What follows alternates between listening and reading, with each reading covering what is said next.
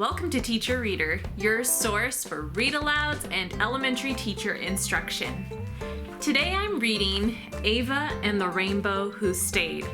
I chose this book because I'd like to dedicate it to my daughter, and I actually had a friend buy this book for me because my daughter's name is in it.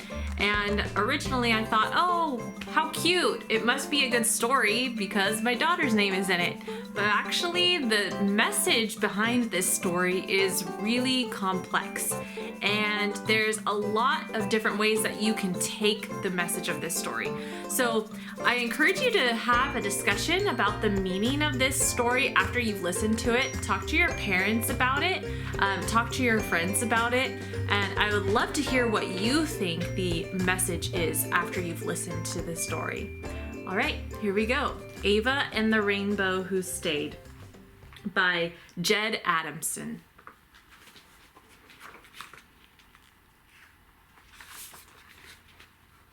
Here we go. Ava was excited, not because the rain was stopping. She was excited because the sun was coming out, and that meant one thing. A rainbow! And this really was the most beautiful rainbow Ava had ever seen. If only you could stay forever, she said. That night, Ava dreamed the rainbow did stay forever. But when she looked out her window, Ava wondered if she had actually woken up at all.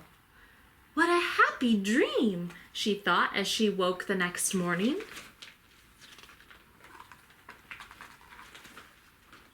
The rainbow was still there.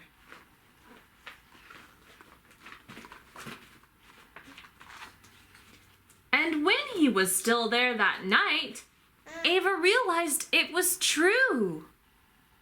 The rainbow really had decided to stay. Within days, people were arriving from far and wide. Everybody wanted to see the rainbow who had decided to stay. The town was quick to make the most of it. There was a new town mascot, which didn't please the old town mascot. The shops were suddenly full of rainbow-themed souvenirs. People bought t-shirts and cuddly rainbow toys, and the rainbow was discussed by the professors in the town university. Every week something different was happening, and the rainbow was at the center of it all. Ava would spend hours talking to the rainbow. She told him all about herself. She introduced him to her friends. She sang to him. And she showed him all her favorite books and toys. Winter came, and it was the coldest anyone could remember. The rainbow shivered and shook, but still he stayed.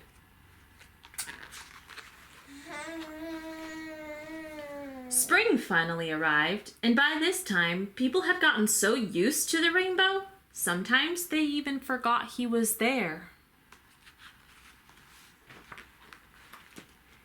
Ava began to realize something. Slowly but surely, the town was losing interest in the rainbow. The rainbow was no longer at the center of it all. How could they do this to something so special? Ava said in despair. Just then, a crowd of people with cameras came into view, climbing the hill toward them. "I think they're all coming to see you again," shouted Ava to the rainbow. But it wasn't the rainbow they'd come to see. Perched on a tree was a tiny bird. "Isn't it wonderful?" said one of the people breathlessly. "It's a Russian water sparrow. We're so lucky. They stop here for only a few hours every year. Such a rare and precious sight." Ava didn't know it, but the rainbow had heard every word. He thought, a rare and precious sight. And the next morning, the rainbow was gone. Ava hoped he wouldn't be gone forever.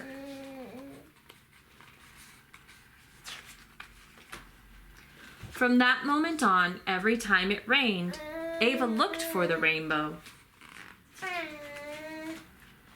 And then one special day, the rainbow had returned. Ava knew this time the rainbow wouldn't stay forever, but he'd always come back. A rare and precious sight indeed.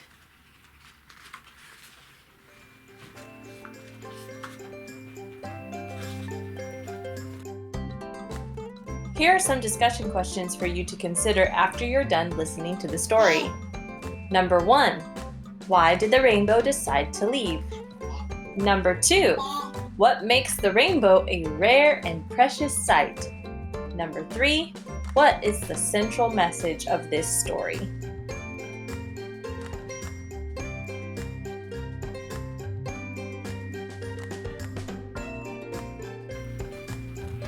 Thanks for joining me for today's Read Aloud. I hope to see you again soon here on Teacher Reader. Bye.